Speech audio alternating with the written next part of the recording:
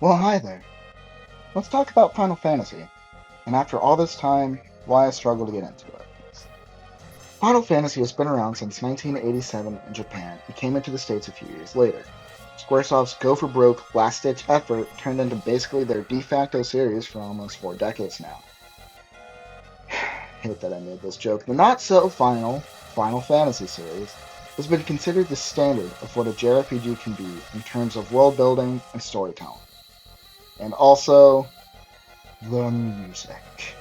The music The music is so beautiful. With all that being said, why is it, for me, so difficult to play these games to completion, despite calling myself a fan of the series? At this point, the only games I haven't played are the direct sequels, which are 10-2, 13-2, and 13-3, and 11. But the only ones I have beaten are 7 and technically 14. It's still ongoing, but I've beaten up to Dawn Trail. So why is it that I call myself a fan? Well, today I'd like to explain some of my personal reasons for the struggle and the steps I have taken to rectify them. Now, this isn't going to work for everyone. Some people may just not like JRPGs, and that's perfectly okay. But if there's someone out there who's like me, who has an unyielding respect for the series and wants to know what all the hype is about, I hope this will come in handy. One final note is that I will be showing footage from the Pixel remasters and HD remasters of the PS1 games, predominantly and specifically from Final Fantasy IX, which is the one I've been playing the most recently.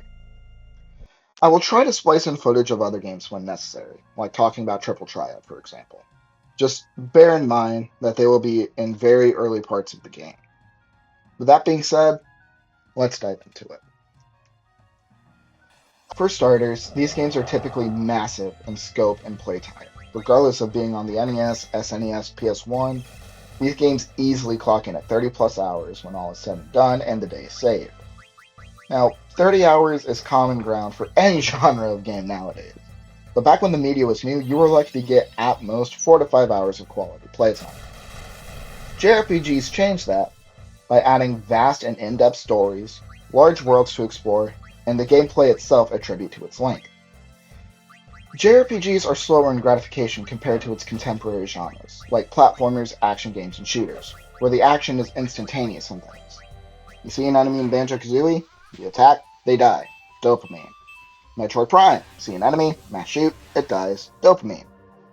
JRPG gameplay, and more specifically Final Fantasy IX's case, you select the command, who you are attacking, wait for Quina to do their morning cardio, watch them dash to the enemy reacts, dies, victory, fanfare, dopamine.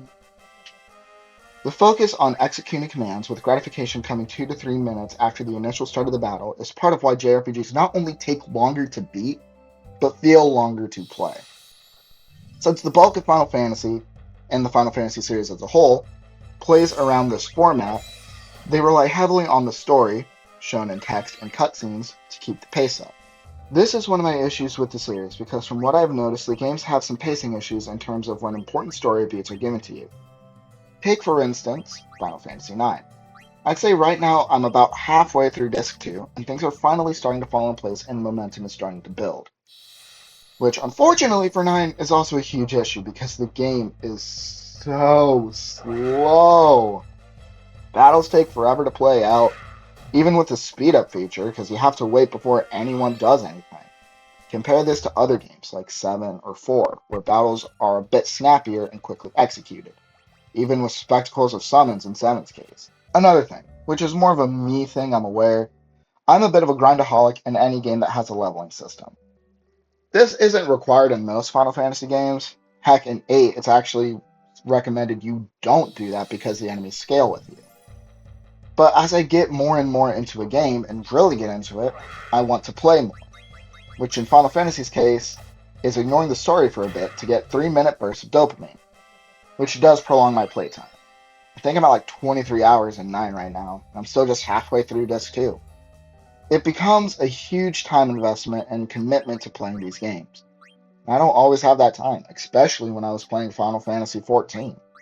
That's the only real issue with the games themselves, though, and the easiest hurdle to overcome, at least for me. Everything else is more in regard to everything surrounding the Final Fantasy series as a whole and the psychological issues of creating that perfect playthrough.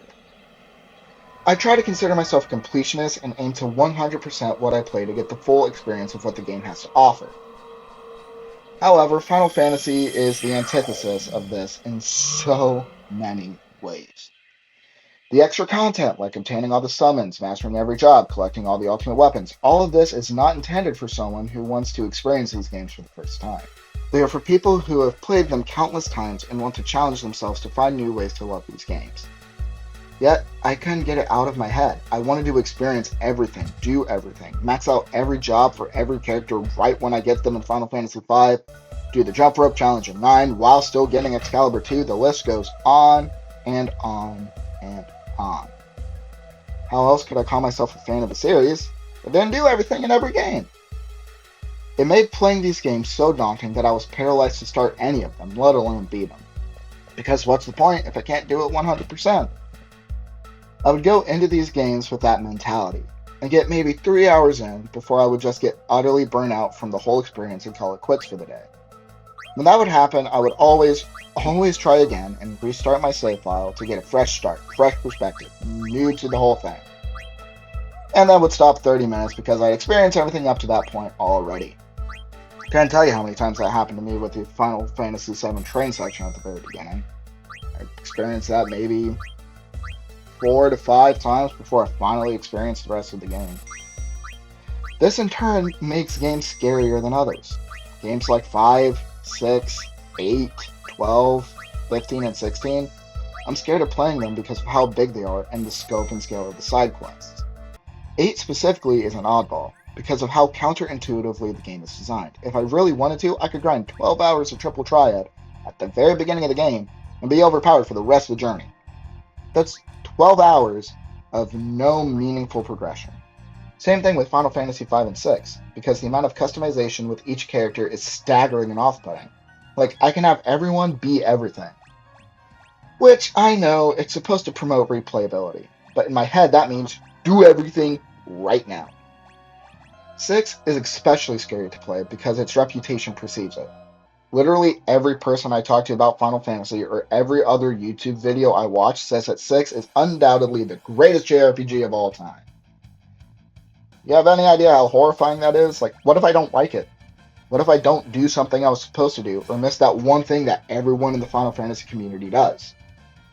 That right there, that one thought, that's the reason why I've been scared to play through the Final Fantasy series in its entirety. The fear of community backlash. For years, I've been afraid of what the Final Fantasy community would say if I played any of these games other than perfectly. If I didn't like a specific game. I could always hear it in my head. Oh, you didn't get all the limit breaks in Final Fantasy VII? You didn't get this Esper in Final Fantasy VI? You're a fake fan. How dare you even think about my beloved franchise? It's that reason I was so scared to play through 7, or talk about 10, or even consider trying to play Final Fantasy VI. Now, I do want to stress something as much as I can. This is not a slight at the Final Fantasy community as a whole. From what I hear, they are very helpful and respectful to all players, especially newcomers, with just a few vocal critics. But those are the people who scare me as someone who is a member of the Like a Dragon, aka the Yakuza community, and the Pokemon communities, and how polarizing they are. Now, like I said at the beginning, I've been working on steps that have helped me finally experience Final Fantasy, letting me experience and beat 7 and enjoy 9 so far. I hope these will help anyone out there who finds himself in the same shoes as me. With that being said, here's the first step. Embrace the quality of life improvements in the modern re-releases. Infinite health, unlimited limit break or trance, speed up, disable random encounters, use them. Use them enough to where the game is more palatable. I'd recommend against using them during plot important fights, unless it's a super long animation and you just want to speed it up. Because you don't want to overdo it and think lesser of the game because of it.